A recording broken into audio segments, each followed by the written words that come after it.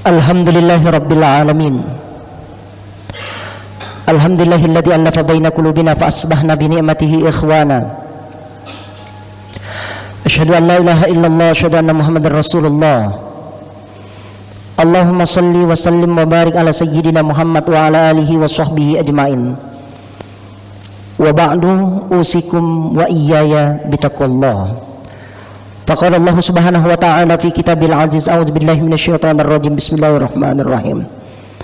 Ya ayyuhalladzina amanu taqullaha haqqa tuqatih wa la tamutunna illa wa antum muslimun. Hadirin kaum muslimin rahimakumullah.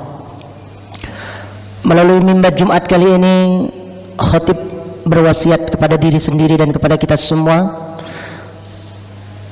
untuk senantiasa bertakwa kepada Allah subhanahu wa ta'ala, sebagaimana yang tertulis di dalam surat Ali Imran pada ayat yang ke-102.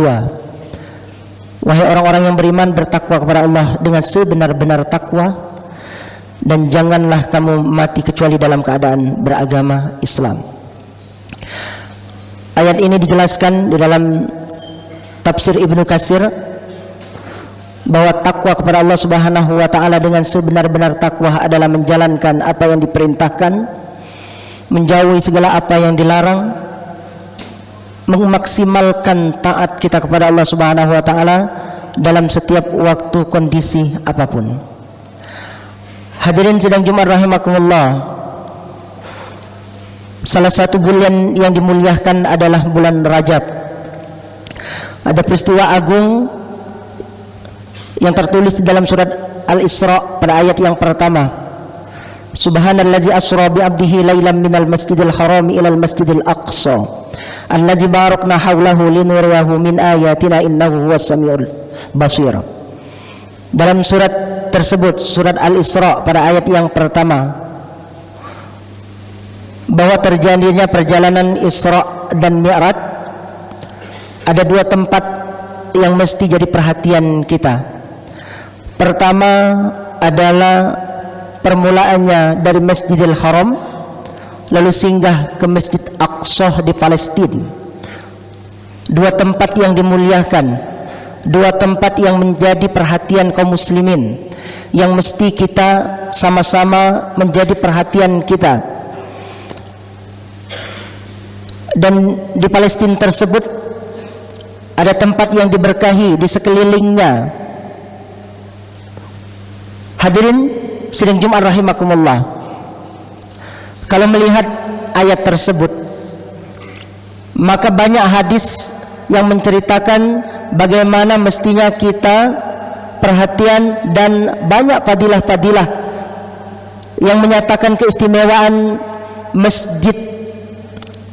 Pertama adalah Masjidil Haram, yang kedua adalah masjidku kata Rasulullah, Masjid Nabawi, yang ketiga adalah Masjid Al-Aqsa. Bahkan tidak disarankan untuk berziarah kecuali dengan tiga masjid ini. Mesti jadi perhatian kita. Bagaimana Palestina sekarang, bagaimana kondisi Masjid Al-Aqsa. Maka dalam hadis yang diriwayatkan oleh Imam Muslim dan Bukhari, ketika Abu Dzar bertanya kepada Rasulullah sallallahu alaihi wasallam, masjid apa yang pertama kali dibangun? Adalah Masjidil Haram. Lalu yang kedua adalah Masjid Al-Aqsa di Palestina. Lalu antara keduanya berapa lama pembangunan? Adalah 40 tahun. Maka kami ingin mengambil hikmah dari apa yang tertulis di dalam surat Al-Isra pada ayat yang pertama tersebut, bahwa momen perjalanan Isra dari Masjidil Haram ke Masjidil Aqsa mestinya jadi perhatian kita. Kenapa mesti Rasulullah sallallahu alaihi wasallam singgah ke Masjid Aqsa pada saat perjalanan Isra dan Mi'raj tersebut? Bisa saja Allah perintahkan kepada malaikatnya untuk memperjalankan hambanya Muhammad langsung dari Masjidil Haram ke Sidratul Muntaha, tapi mesti singgah dulu ke Masjid Aqsa. Pertama, karena Masjid Aqsa itu adalah kiblat pertama kaum muslimin. Yang kedua, negeri Palestina Al-Aqsa adalah negeri yang diberkahi di dalamnya, allazi barakna haulahu, yang Allah berkahi di sekitarnya. Maka lalu bagaimana semestinya kita sebagai kaum muslimin bersikap dengan kondisi Al-Aqsa sekarang ini? Pertama adalah mesti kita kaum muslimin muslimat yang ada di seluruh penjuru dunia, dengan melihat fenomena yang terjadi di Masjid Al-Aqsa Palestina, pertama adalah mesti kita perjuangkan hak-hak Palestina tersebut. Bagaimana caranya? Kalau lihat dari surat As-Saff pada ayat yang ke-10, perniagaan yang bisa menyelamatkan kita dari hal yang azab yang sangat pedih tersebut adalah salah satunya tu'minuna billahi wa rasuli wa tujahiduna fi sabilillah bi amwal. Jihad dengan amwal, jihad dengan harta. Maka mesti kita perhatian salah satunya dengan menafkahkan sebagian harta yang kita miliki ini untuk mereka yang memerlukannya, untuk saudara-saudara kita yang memerlukannya. Di antaranya adalah saudara-saudara kita yang ada di Palestina. Yang kedua, bagaimana sikap kita? Setidak-tidaknya kita mendoakan saudara-saudara kita. Man ra'a minkum munkaron falyughayyir biyadi, fa illam yastati fa bilisani, fa illam yastati fa biqalbi, wa zalika at'aful iman. Siapa orang melihat kemunkaran, maka rubah dengan tangan. Kalau tak kuasa, maka dengan lisan. Kalau tak kuasa pun setidak-tidaknya adalah kita mengingkari kemungkaran tersebut dengan hati kita, lalu mendoakan saudara-saudara kita. Hadirin sidang Jumat rahimakumullah, jadilah kita orang-orang yang dirahmati oleh Allah Subhanahu wa taala. Jadilah kita orang-orang yang beruntung dunia dan akhirat. Persiapkan diri ini supaya kita dirahmati oleh Allah Subhanahu wa taala. Kalau berkaca dari surat At-Taubah pada ayat yang ke-71, ada 5 orang-orang yang akan diberikan rahmat oleh Allah Subhanahu wa taala. Wal mu'minuna wal mu'minat ba'duhum awliya'u ba'd. Pertama adalah orang-orang mukmin laki-laki dan perempuan yang mereka antara satu dengan yang lainnya saling tolong menolong. Dalam riwayat, dalam sebuah hadis dikatakan, wallahu fi aunil abdi maka na abdu fi auni akhihi. Demi Allah, Allah akan memberikan perlindungan kepada hambanya, bagi hambanya yang saling menolong antara satu dengan yang lainnya. Yang kedua, ya'muruna bil ma'ruf wa yanhauna 'anil munkar. Orang-orang yang dirahmati itu adalah mereka yang menyerukan kebaikan, mencegah daripada perbuatan munkar. Kalau kita lihat terjadi bagaimana Zionis laknatullah yang memberikan kezaliman mereka terhadap rakyat Palestina, Masjid Al-Aqsa yang mereka kekang, maka itu adalah bagian dari kemunkaran. Setidak-tidaknya kita menentang hal tersebut.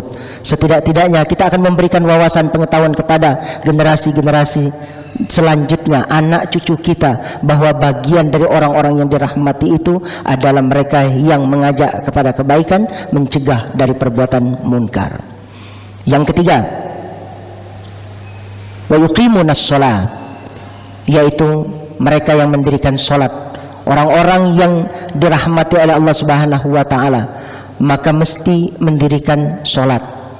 Kalau kita lihat, kita sebagai seorang muslim, orang yang bersaudara antara satu dengan yang lainnya, pada saat salat maka ingatlah saudara kita yang lainnya yang ada di belahan bumi yang lain, di negeri yang lain, yang mereka mungkin tertindas, yang mungkin sebagian di antara mereka ada yang terzalimi, yang mungkin sebagian di antara mereka yang kelaparan, yang mungkin sebagian dari saudara kita ada yang tersakiti, ada yang tak mampu beribadah dengan leluasa, ada yang tak mampu mengucapkan kalimat-kalimat kebaikan dengan terang-terangan karena banyak intimidasi.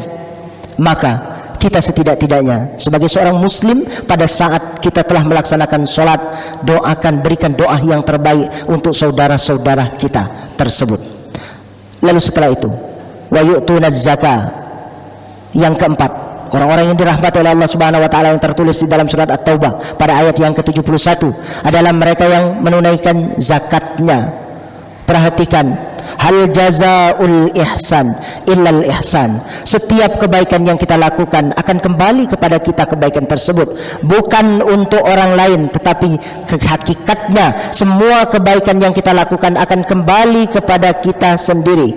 Apa yang tertulis di dalam surat 17 pada ayat yang ke-7, in ahsantum ahsantum li anfusikum. Jika kau berbuat baik, maka kebaikan itu akan kembali kepada diri kita sendiri. Seakan-akan pada saat kita menunaikan zakat, pada saat kita membantu orang lain, pada saat kita bersedekah, menolong orang lain, seakan-akan pada hakikatnya adalah menolong diri kita sendiri. Bukankah itulah bekal yang akan kita bawa nanti kelak di akhirat? Lihat ungkapan orang-orang yang saat sakaratul maut, itu gambaran adalah orang-orang munafik, karena suratnya adalah surat Al-Munafikun pada ayat yang ke-10 dan 11. Ungkapan orang-orang munafik yang pada saat sakaratul maut berkata, Rabbi laula akhartani ila ajalin qarib fa asaddaqu wa akum minas solihin. Ungkapan itu adalah, ya Rabb, kalau seandainya kau tunda kematianku sebentar saja, maka aku akan bersedekah. Kalau sudah sedekah, maka aku akan menjadi orang-orang yang soleh. Kenapa demikian? Karena sesungguhnya orang-orang munafik tersebut tidaklah mengingat Allah kecuali sedikit. La yazkurunallaha illa qalila. Tidak berbuat kecuali karena riya, tidak berbuat kecuali karena ingin dilihat oleh manusia yang lain. Maka hakikatnya zakat itu adalah bentuk perhatian kita sesama manusia, seakan-akan kita membantu mereka, hakikatnya adalah untuk diri kita masing-masing. Hadirin sidang Jumat rahimakumullah. Lalu yang kelima, yang terakhir, wa atiullaha wa atiur rasul. Taat kepada Allah, taat kepada Rasul. Maka ujung ayat tersebut, wa yuti'unallaha wa rasulah ulaika sayarhamuhumullah innallaha azizun hakim. Sesungguhnya mereka yang lima tadi adalah orang-orang yang akan dirahmati oleh Allah Subhanahu wa taala. Mudah-mudahan kita adalah termasuk orang-orang yang akan dirahmati oleh Allah Subhanahu wa taala dalam kondisi apapun, dan nanti pada saat akhirnya, pada saat wafat telah di ujung lisan kita atau ajal telah menjemput kita, kita tetap istiqomah di jalan Allah Subhanahu wa taala. Hablum minallah kita baik, hablum minan nas juga baik. Kedua-duanya terkait. Tidak bisa seseorang itu hanya baiknya hablum minallah lalu dia hablum minan nasnya tak baik. Maka dua-duanya adalah saling menguatkan. Maka kalau kita lihat, setiap ada perintah untuk sholat, lalu iringannya selalu ada perintah untuk menunaikan zakat. Entah itu zakat, entah itu infak, entah itu sedekah. Maka sebutannya dalam agama kita adalah ziz, zakat, infak, sedekah. Kalau hablum minallah adalah ubudiyah kita baik kepada Allah Subhanahu wa taala, sedangkan hablum minan nas adalah bagaimana bentuk perhatian kita sesama muslim. Bukankah seorang muslim dengan muslim yang lainnya adalah ibarat bangunan, yasuddu ba'duhum awliya ba', saling menguatkan antara satu dengan yang lainnya. Muslim satu dengan yang lainnya adalah saling tolong menolong, saling kuat menguatkan. Kalau di antara saudara kita ada yang merasa sakit, mestinya kita juga merasakan sakit tersebut. Kalau di antara muslim saudara kita ada merasakan kebahagiaan, maka ada kebahagiaan juga yang muncul dalam hati kita. Mudah-mudahan dengan khutbah Jumat yang singkat kali ini mampu mengingatkan kepada kita, mengambil ibrah dari perjalanan Isra dan Mi'raj Rasulullah sallallahu alaihi wasallam. Pertama adalah mesti kita perhatian bagaimana Masjidil Haram, lalu Masjidil Aqsa pun demikian. Mudah-mudahan hablum minallah kita baik, hablum minan nas pun demikian juga baik. Pada akhirnya kita termasuk orang-orang yang beruntung dunia, beruntung di akhirat. Rabbana atina fid dunya hasanah wa fil akhirati hasanah wa qina azabannar.